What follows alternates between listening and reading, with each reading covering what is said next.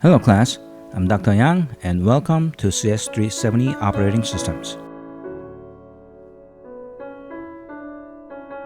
Before we begin, since this is the first video lecture, let me briefly explain the layout of this YouTube video. So as you can see, on the center left, we have this PowerPoint lecture slides. So just like in-class lecture, I'm going to use PowerPoint slides as the primary means of the visual aid. And on the right here, I have this whiteboard area where I can actually, write some stuff like this. And also, I'm going to post this PowerPoint slide set to Web Campus. And I think I already posted this one. So please make sure you check it out. All right, let's begin. Chapter 5, Synchronizing Access to Shared Object. We are actually in the middle of Chapter 5. We are not at the beginning of Chapter 5. So I think this is a good opportunity to, check where we are in terms of the progress of this class. So if you remember, we sort of rearranged the content of the Chapter 4 and Chapter 5. So you have Chapter 4, which is about threads. And you have Chapter 5, which is about mutex and condition variable. So each of these chapters has two parts. So basically Chapter 4, the first half, talks about the what threads are and how to use them. And the second half is actually the internals, so how to implement those. Chapter 5, mutex and condition variable, we are still learning how to use mutex and condition variables. And the second half of the Chapter 5, we are going to eventually study how to implement those mutex and condition variables. So right now, we are probably here. So we actually spent quite a lot of time talking about the mutex and condition variable, how to use them, and we reviewed a lot of implementations. And now we are at this stage talking about all the nuances of condition variables. Right, example number 1, readers writers log. I don't have a slide here. Read section 5.6.1. So the reason for this slide is to remind you that we covered the implementation of readers writers log, which is from this textbook section. So I spent a whole hour talking about the implementation in detail. So make sure that you understand every aspect of this implementation. And yes, I will ask about this on midterms and final exams. Example number 2, synchronization barrier. This is a second example that we studied in class. I posted the video on Web Campus, so please check those out if you haven't done so already. All right, so likewise, you have to understand every aspect of the implementation. So this is from textbook section 5.6.2. And in the lecture, I actually have two implementations. One implementation is from the textbook, and we improved because we didn't like the fact that the textbook implementation for reusable version had to wait 2 times instead of 1. So we developed a different version. All right, the third example, synchronous buffer. Actually, this is from the textbook exercise 5.16. And the reason that we try to solve this problem is that this problem requires a slightly different approach. So the previous examples, example number 1, example number 2, they both used global condition variable which is shared by all the waiting threads. But in this example, it was required to create one-to-one relationship between a waiting thread and a condition variable. Why? Because we have to find a way to handpick the thread to wake up. So for a BBQ, I mean the blocking bounded queue and synchronous buffer and read or write or lock, usually you have this condition variable, and what you need to do is you have this condition variable. If there are all these waiting threads, all these waiting threads is calling the wait on this shared instance of a condition variable, and these threads are all waiting. And later a waker comes up and calls signal or broadcast, in this case a signal. When it calls signal, then the condition variable randomly pick one of the waiting threads. This poses a big problem if you want to solve synchronous buffer using this kind of approach, because you want to wake up one particular thread that you're interested in. So you need to find a way to handpick a thread to wake up, and the solution that's given in this synchronous buffer implementation is that you basically create as many condition variable that's actually private to individual waiting threads. So in this case, these are waiters, and if a thread comes up and tries to signal one, tries to wake up, let's say this particular thread, then you can just call signal on this particular condition variable. So that was the solution. And this approach is different from the previous examples, example 1 and example 2, and also BBQ, blocking bounded queue. So keep in mind that the interface of the synchronous buffer is quite similar to a BBQ, but the implementation has to change. All right, the fourth example is priority condition variable. So this is from textbook exercise 5.15, and I also posted a lecture video on YouTube, so please check them out. And again, in order to implement this priority condition variable, just like a previous example number 3, it was required to hand pick the thread to wake up. So again, the implementation of this requires you to create this condition variable instance on the fly. And also, because this is a priority, we sort of touched on the implementation of the binary tree min max queue, in this case max queue. We didn't actually implement this binary tree priority queue.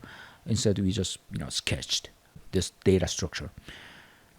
All right, so FIFO BBQ. So BBQ stands for blocking bounded queue, and that was the first example, actually not the first, it's the 0th example that we looked at. This is a FIFO BBQ. It is FIFO, first in, first out. That means the waiting threads needs to be woken up in the order of the arrival. So the first thread that had to wait, for example, the queue being full and you're trying to insert an item and you had to wait, and seconds later another thread tries to insert an item and that thread has to wait. And if consumer thread comes in and try to remove, then I'm the one that gets to be woken up, not the other guy. All right.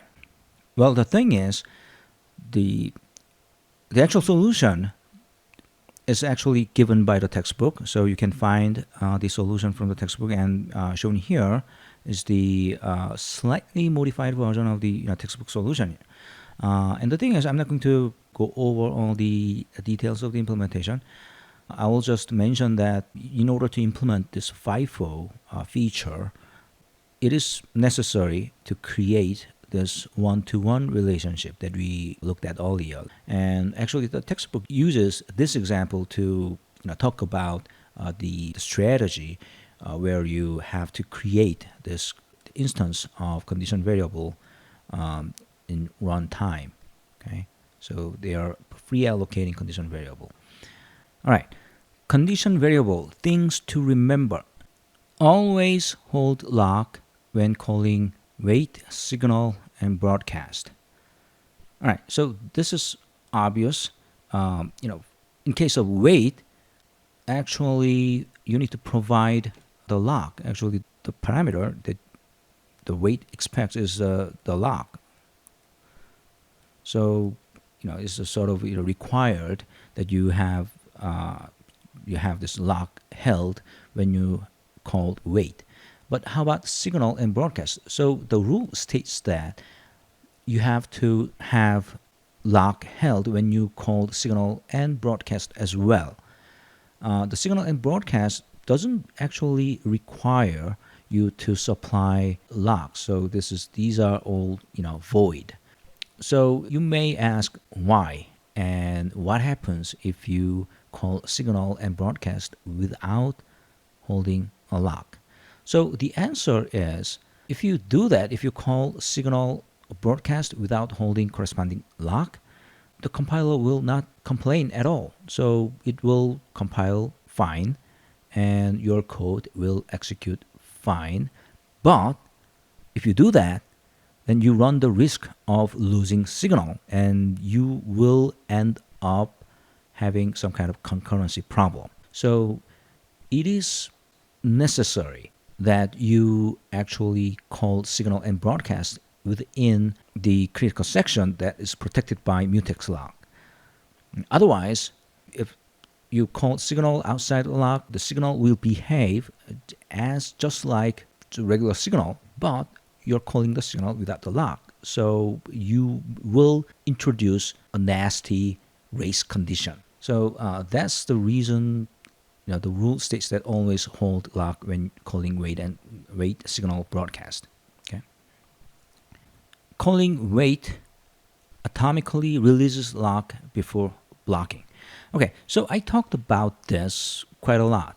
So internally, the wait releases this lock before calling the scheduler to put yourself into wait state. Basically, kick yourself out of the scheduler. So this is a pseudo code as an implementation of this wait. So you are implementing wait. Somewhere implementation has to release the lock, release, and then call scheduler, put myself to wait. There needs to be some kind of wait queue. Okay, and this is the moment that this thread gets scheduled out. And then later somebody calls signal, eventually, you hope. And then when you got woken up, you return from this function, and then the first action should be reacquiring this lock. Okay, so inside the implementation of this wait, you expect things like this to happen internally. Obviously, I have to caution you that this is not actually how things are written. So it's a lot more complicated, because if you do this, obviously there's some kind of race condition that you want to avoid. So internal implementation of wait is very delicate, and if you actually look at the library implementation, it's one of the case where you have like 5 lines of code and the implementer wrote like 1,000 lines of comments arguing why this code works. All right, so having said that, the whole point here is wait internally releases the lock here before it goes to sleep, and when it was woken up, wait internally reacquires this lock. Okay, so that's the whole point actually. So you want to release the lock so that some other threads has an opportunity to grab the lock and change the internal states, so that the condition that this thread has to wait, changes, and eventually make progress. Right. And the final thing is the above multi-step sequence is made atomic, okay, from perspective of threads. In many situations, people say some function is atomic. What I mean by that is all the operations that is implied, that is specified, in this case is a multi-step. You have to release the lock and go to sleep. All these operation appears to be one from outside. So everything happens together or not. Okay, so obviously you have to implement this with multiple steps. And apparently the code is written in such a way that at least these whole multi-step sequence of events appears to be happening in atomic fashion, all or nothing. Okay, so that is the important thing. That's the feature that you need to avoid race condition. All right, so one last thing, wait, internally release the lock, then put the thread in wait state.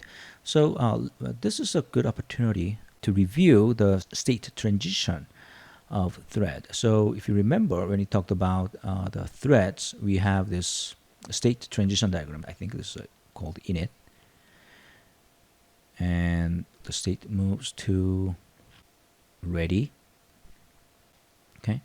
And then it's executing.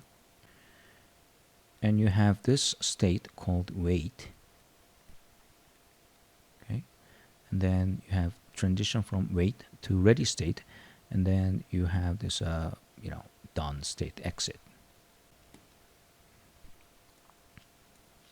So let's imagine a thread is actually executing. So a thread is in this running state, okay? And then the thread checks the condition and determined that it has to wait now. And it calls wait. What happens is the scheduler will pull this thread out of the CPU and put this thread into wait state. Okay, so literally the state field of this thread's TCB, thread control block, is updated to indicate that the thread is in wait state. And also the TCB will be pulled out of this ready queue. So the scheduler will only look at the ready thread, but now the waiting thread is in wait state and is put aside. And when somebody calls signal, the thread needs to be woken up. This is the critical thing. Okay, so signal happens. Somebody calls signal to this. And if that happens, this thread state will make a transition to ready state. And the TCB will be inserted to the list of ready threads. So this is very important. When thread gets signaled and being unblocked, the thread will not make a transition back to running state. No. It will make a transition to ready state. So this is a critical difference. So this is the collection of the threads that is runnable, ready to be executed. And this is the state where the thread is actually occupying a CPU and executing. And the signaling at least demands that the woken up thread make a transition back to not running but to ready list. So what it means is being signaled, being woken up, doesn't mean that this woken up thread gets executed right away at that spot.